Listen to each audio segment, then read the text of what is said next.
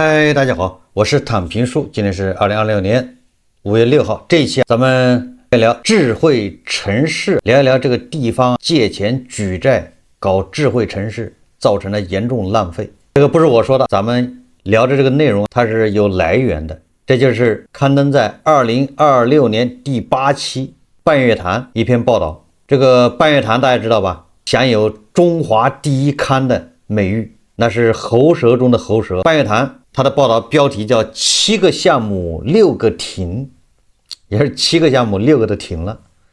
部分城市的智慧城市項目為啥投入即浪費？我們為什麼要看這些文章呢？實際上看多了你就知道為什麼。我們一邊是第2大經濟體， GDP 統計局每個月公布的數字都讓人振奮，宏觀數據也非常漂亮，圓滿完成任務，達到指標。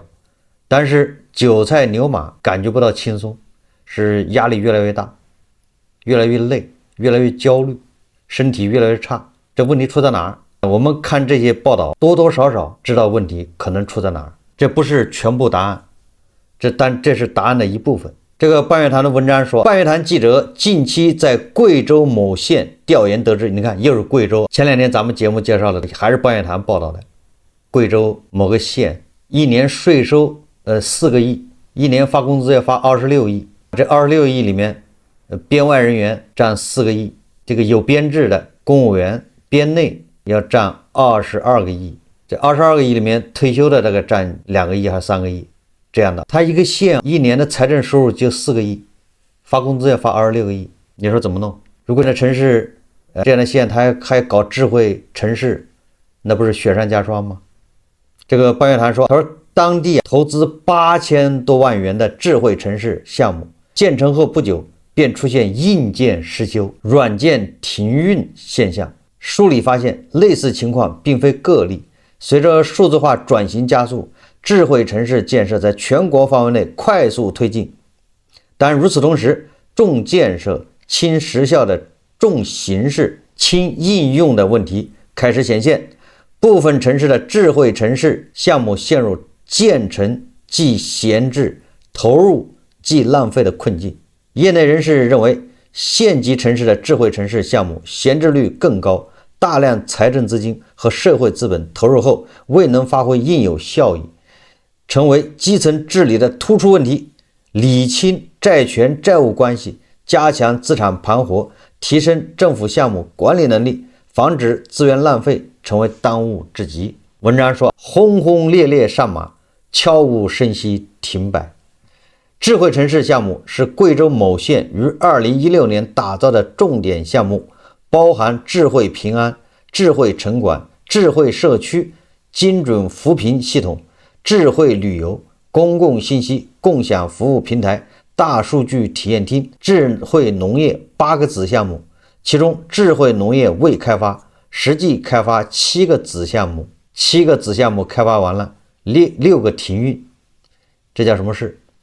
半月談記者近期在該縣智慧城市大數據中心看到，掛有運營管理中心牌子的前台擺滿雜物，一旁的大數據展示廳占地100多平方米，但是大門緊鎖，內部已經清場，只剩牆上的顯示器擺在空蕩蕩的大廳裡。工作人員表示，這裡基本沒有開放過。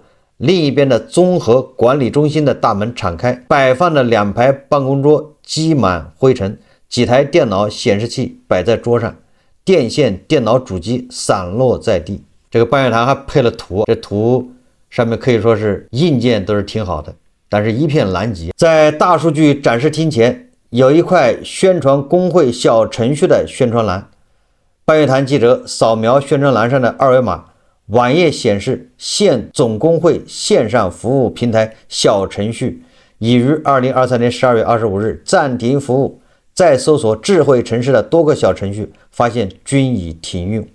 該縣相關部門提供的資料顯示，智慧城市項目實際開發建設的7個子項目中，有6個被停用或閒置。精準扶貧系統、智慧城管系統、智慧社區系統、智慧旅遊系統於2017年底上線，隨後相繼停用。使用時間最長的為1年半，最短的僅半年。子項目停用後，數據未更新，導致公共信息共享服務平台大數據體驗廳系統未投入使用，處於閒置狀態。據了解，該項目原計劃投資 1.2 億元，實際施工審計金額8000多萬元，項目建設資金通過政府和社會資本合作模式，就是 PPP 籌措，目前已累計支付約4000萬元，尚有4000多萬元債務未討回欠款，社會資本方已於2025年上半年提起訴訟。這些智慧城市原計劃要投 1.2 億，7個子項目，最後只搞了6個，還有一個就沒搞。這6個子項目一搞完了，直接就停用。而這個7個項目一共花了8000多萬，這個8000多萬這個資金來源是政府出一部分，在 PPP 模式籌集資金，現在形成了債務，社會資本因為他錢沒辦法退出，那怎麼辦呢？把地方政府就告上法庭，這不就是地方債嗎？要爆雷嗎？關鍵這8000萬扔水裡了，什麼效益沒有，就建了一堆空房子，買了一堆廢電腦。半月談說盲目規劃、重複建設、數據不通。受訪者認為，該縣智慧城市項目閒置停運是由項目規劃不科學及後續運營管理滯後、外部政策變化降低使用需求、部門壁壘未打通等因素導致。盲目規劃上馬，項目功能及收益未達預期。智慧城市項目有別於傳統的建設工程項目，其構成以軟件和電子設備為主，軟件層面的成本主要來自程序編寫人員、開發軟件的人力成本，難以對其價值進行充分適當的評估。智慧城市項目屬於信息化建設的一部分，採購程序、合同框架、績效評價等制度化建設和標準化研究還不完善，容易導致項目建設效果低於預期，監管存在盲區。這個就不用說了，大家還記得是哪個地方一個路由器是吧？換個名字，一招標那路由器就是17萬，有的還是100多萬。但是你要在淘寶上買，好像100多塊錢。這事情不被揭露了嗎？是哪個大學還是哪個地方？你就這麼整，你多少錢造不掉嗎？對吧？你說智慧城市電腦路由器還肯定是少不了的，機房是吧？服務器，這裡面都是水很深。該縣相關部門負責人介紹，智慧城市項目在上馬時存在項目謀劃論證深度不夠、PPP 項目政策研究不精準等問題。例如，該縣智慧城市中的智慧城管系統2017年底上線，僅作用於市容管理，未拓展至城管其他工作。驗收後，除部分硬件如監控攝像頭轉入公安系統、天網工程使用外，其餘內容並未投入使用。也就是滿大街裝的這個攝像頭，這攝像頭還併到別的地方用去了。一個攝像頭有多少錢呢？對吧？恐怕這要公布出來，大家都不敢相信呢。業內人士反映，盲目規劃問題在一些縣級智慧城市建設中較為突出，一些地方在未充分調研本地實際需求、未研判政策走向的情況下，盲目跟風上馬，追求高大上的配置功能，忽視了基層的實際應用能力和需求痛點。有的縣级城市照搬一線城市的建設模式，投入巨資建設大數据中心、智慧指揮平台，但由于缺乏專業運營團隊和技術支撐，建成後無法正常運轉。有的項目過度追求技術先進，卻忽視了基層幹部的操作能力，導致系統建成後無人會用、無人能用，最終淪為擺設。半月談說，這個叫政策把握滯後，項目重複建設。該縣工信局工作人員介紹，當地智慧旅遊系統是智慧城市的子項目。該子項目2017年底上線後不久，該省就推出全省通用的智慧系統，垂直覆蓋該縣的智慧城市旅遊板塊的相關功能。子項目因此未能投入使用，這不就重複建設嗎？省一級也搞智慧系統，縣裡也搞，省裡搞完了，縣裡搞的那個就不需要了，对不对？你就直接接入就完了，那县裡搞的不是白搞了嗎？這不就是嚴重浪費嗎？社會資本方原本在運營期內可以通過提供系統運維、數據服務等配套服務，持續獲得政府付費收益，實現投資回收與盈利。但系統停運後，原本應該產生收益的部分也難以為繼，後續服務無從談起。受訪者認為，這種因政策銜接不暢、重複建設導致的項目閒置，在一些地方普遍存在。近年來，國家及省級層面不斷推出統一的智慧政務、智慧文旅、智慧應急等系統，不少地方此前自行建設的同類子項目，因無法與上級系統對接，功能被覆蓋，不得不停止運營。一些地方在智慧城市建設中缺乏統籌規劃，不同部門各自為政，重複投資。有的城市同時建設多個智慧管理平台，功能交叉，增加了建設成本，也導致系統無法發揮協同效應，部門之間數據壁壘制約智慧項目作用發揮。受訪者認為，目前部分城市的智慧城市項目仍存在信息孤島問題，公安、民政、城管、文旅等部门的數據不互通，端口不開放，導致智慧系統無法實現數據共享和協同應用。部分上級部門垂直系統封閉運行，不向基層開放數據接口，導致基層自行建設的系統無法對接上級數據，也就是信息孤島，各自為政，各管一攤，數據不向對方開放，那你搞什麼智慧城市？受訪者介紹，該縣智慧城市子項目智慧社區系統2017年底上線後，與上級部門垂直系統對接開放端口未果，導致該系統未投入使用。2019年重新啟用半年後，又因有關部門工作變動停用。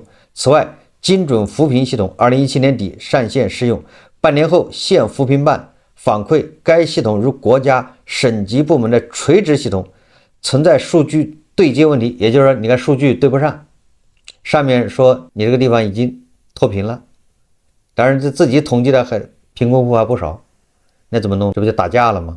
未形成互通，導致系統閒置。該縣發改局相關工作人員告訴半月談記者，因系統和配套電子產品更新換代快，盤活同類系統，重新投入資金會造成更大的國有資金損失，因此這些閒置的系統很難再啟動。這個半月談他介紹的為什麼7個項目6個建成就閒置，閒置原因什麼呢？有這麼幾個，一個是當初規劃就有問題，第二個就是重複，上級部門已經建完了，或者你建了之後上级部门又建了一個，你這個就淘汰了，被覆蓋。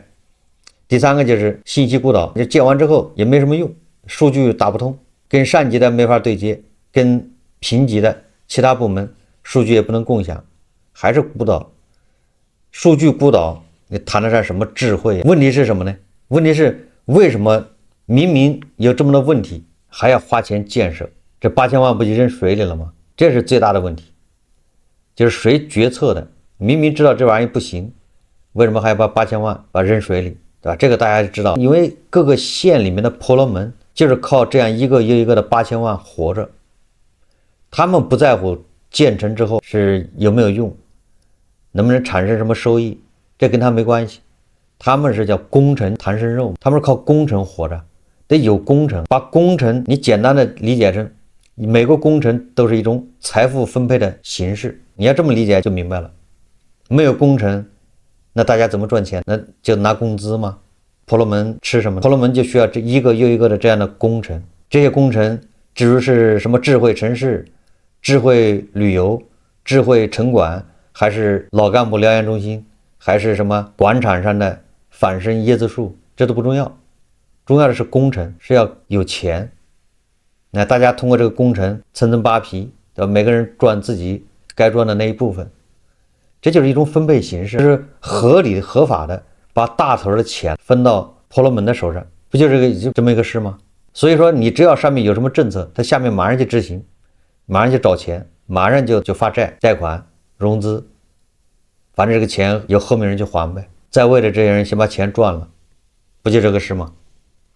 所以說才會建這麼多很荒唐的所謂的智慧城市，建完就浪費。這個半月談最後他說，因地制宜推進智慧城市建設，說智慧城市建設萬一再光鮮，里子都不能脫離為民、便民、惠民的初衷。受訪人士認為，智慧城市的建設目的不是為紙上政績增色添彩，而是讓老百姓真切感受到能用、實用、好用。由于該項目至今還未全面驗收，相關債務債權問題進入司法程序，受訪的基層幹部建議加快相關進度，及時完成資產移交，委託第三方評估機構對資產價值重新核算，明確折舊後的實際價值，依法依規對資產採取拍賣、租賃等方式處置，提升設備利用率，切實發揮資產效益。你看看，這剛建成就要拍賣了，你想你建成的時候是8000萬，你一拍賣只變成4000万，這中間損失又是誰承擔呢？大头是你和我，大家。好處去了哪兒？个別人婆羅門，不就這麼個事嗎？對已建成的閒置項目，應開展全面排查梳理，分類推進資源盤活，最大限度發揮資產效益。對處置資產所得資金進行全過程跟蹤，減少資金浪費，引導社會資本參與閒置項目升級改造，調整運營模式，結合基層實際需求，優化功能，推動項目產生實際效益，保障投資回收。針對部門壁壘制約項目發揮作用的問題，明確各部門數據共享責任，統一數據標準，推動上下級系統端口開放，數據互通，破解信息孤島難題。這些很難，信息孤島這個問題很難解決。這就是各個部門有各個部門自己的利益，有各個部門自己的管理，你想把它打通難。把各個部門的數據開放共享，那就相當於透明化。你想想這可能嗎？公開透明，那簡直是難如登天吶！該縣的智慧城市建設和運行窘境，也給其他地方敲響了警鐘。受訪的專家和基層幹部認為，在推進智慧城市建設時，要樹立和踐行正確的政績觀，堅持實事求是、因地制宜、量力而行。把有限的資金和資源用在刀刃上，要強化系統思維，推動數據跨部門、跨層級融通，讓應用系統真正發揮協同效能，確保項目建成後能持續穩定運行。還要加強基層幹部信息化技能培訓，提升系統操作與管理能力，杜絕從重建設輕實效。這是半月談刊登的一篇報道。7個項目停6個，部分城市智慧城市項目為什麼投入即浪費？8000萬打了水漂，一個縣呢？這恐怕是普遍現象。智慧城市，我想起了這個2016年前後，北京還有很多地方都推出叫什麼海綿城市，不知道大家有沒有印象？我也可能記錯了，應該叫海綿城市。什麼叫海綿城市？北方很多城市啊，不是什麼缺水，在那個城市啊鋪那種有一種的磚，那個磚就是雨水下在上面之後，它通過磚滲透到地下去了，不是流走。現在城市，你看城市裡只要一下雨，水就沿着這個下水道，这個流到河裡面，这個給它流走。而這個海綿城市呢，就什麼意思？雨水下來之後，它通過地上的那些磚鋪的那些磚，它把那水分保存起來，滲到地下，大概這個意思。前後很多城市都開始搞海綿城市。我記得資本市場又開始講故事，炒這個海綿城市概念。正好我們小區就被列為試點。把那地上原本鋪的好好的磚給它敲起來扔掉，全部鋪海綿城市。反正那一套規劃鋪磚什麼硬化，它原本是為了解決北方城市有的時候就是一下雨，有時候排水來不及，不就澇了嗎？對吧？水就把它淹了。下水道如果流得慢，對不對？那如果你這麼多地面地磚，它都可以把水滲下去，那不是更好嗎？它这概念挺好。但是我們的小區改造完之後，發現原本我們那個小區好像下完雨之後，那水流得挺快的，因為我們的小區從來沒有積過水。但是鋪了那個磚之後，反而下點小雨它就積水，這本末倒置嘛。你本來好好的它不積水，改成那個海綿城市之後，反而下點雨它就積水，這個冤枉錢也花了多少？又是誰買單呢？這玩意一窩蜂的上，像這種事情比比皆是。那不管是什麼智慧城市項目。前不久這個也是媒體報道是吧？焦點訪談報道山東臨沂市是吧？下面一個什麼一個縣以農業項目批的地，蓋的什麼為農民培訓搞的一些那個什麼教室是吧？就那些設施，結果記者跑去一看，蓋的是樓堂會所，變成縣裡的幹部宿舍。這種事情也比比皆是。所以不光是什麼智慧城市項目，其他項目也一樣。這個就像我們說的，在烏克蘭，大俄現在開足馬力生產坦克、炮彈、導彈、無人機 ，GDP 也上去了。這些東西它不能產生價值，它都在烏克蘭戰場上炸掉了，沒有經濟效益。這生產是挺多的 ，GDP 是挺大，是吧？全部在那個戰場上沒了，清零。這和咱們在搞的智慧城市，在那個大山裡面修大橋、宏偉工程不一樣嗎？甚至咱們修的這玩意啊，還不如地包老人，炸掉就炸掉了，没有了。但是你這個修完之後，你還要維護，你所有的智慧城市這些項目，你不維護，那裡面那就沒了，咱们没這個你比如電腦5年之後它就淘汰了。你修的大橋，你修的那些高鐵站，你不維護，裡面雜草叢生，老鼠在裡面做窩，流浪貓、流浪狗佔領，裡面都是草，都是小动物，在年久失修它就垮了。那大橋也一樣，那些高速公路，你就再沒有車跑，你也得維護，不維護你還得每年要花錢，不花錢維護它就会垮。也就是你不仅不賺錢，還要往裡扔錢，這就是地方債為什麼越滾越多啊？就是這樣不賺錢的項目太多，而且這個問題你解決不了。我剛才已經說過了，大家都知道這麼幹不行，沒有收益，但是為什麼大家還要幹？因為你只有幹了這事，你才賺錢，你才有政績。你才有這個婆羅門才有收入，當官的才有政績，那地方的 GDP 才好看，那你怎麼管都管不了。所以只要有點這個機會，他們就要申請各種各樣的項目，要上馬，給河道裡面貼瓷磚，大頭的錢就這麼浪費了。貴州這個縣給這個60歲以上的農民多發20塊錢一個月，他沒錢，那是不可能的，很難。但是你說拿8000萬出來就蓋這玩意兒，那有錢。因為你給農民提高20塊錢一個月，這婆羅門他得不到好處，1毛錢都得不到。那婆羅門為什麼幹這事？但是如果你搞工程的婆羅門都能從中扒一層皮，那當然願意了。沒錢也可以借錢幹。所以說有錢他也不會給說60歲以上的農民一個月多發20，多發100，那他就會叫苦連天，各種困難。但是你說沒有錢，咱們要搞個什麼項目，那大幹快上，要排除萬難。要統一思想，因為搞項目才有錢賺呢。所以說這就是根源，而且你要理解了這個根源之後，你就發現它解決不了。你怎麼監督，你怎麼查都沒用，因為你這個地方總不發展，你只要發展，你就要搞這種工程，就要搞這些建設，你最起碼市政工程要搞，你只要搞這些工程，它就有辦法從裡面撈錢。大家還記得以前，我記得前年的咱們推出了一個12萬億化解地方債，這個12萬億也就是用這種低息的替換地方債裡面的高息的。用這個長期的貸款替換短期貸款，這樣來化解地方債這個隱性債務暴雷。但是你看，就現在這個情況看，這地方債不是越化越多嗎？你很難解決這事啊。這個財新網5月4號看的一篇文章，專項債再審視，他這文章也挺長的，我只簡單介紹一下了。他這文章最後說，他是一名熟悉政府債務管理的研究者對財新稱，目前專項債償付主要是省級層面統籌。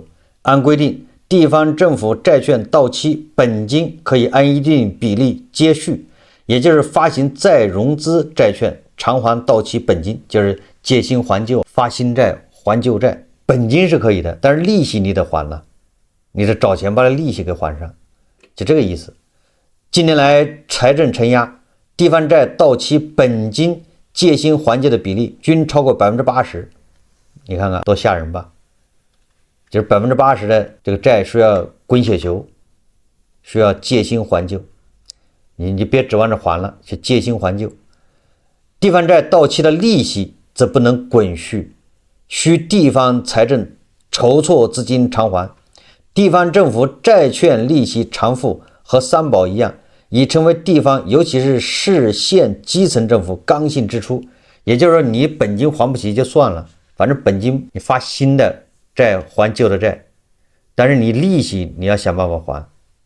就這個還利息已經成了地方政府市縣基層政府的一個老大難問題，就是沒錢。地方專項債付息壓力加大，不僅來自高企的存量債務規模，還因為償債資金來源也在走弱。2015年設計專項債制度時，考慮到中國實際採取了折中做法，明確專項債由對應的政府性基金收入或項目專項收入償還，即在項目收益之外增加了土地出讓收入作為償債來源，也就是地方政府是靠賣地來還債的利息，債的本金還接着來發，借新還舊。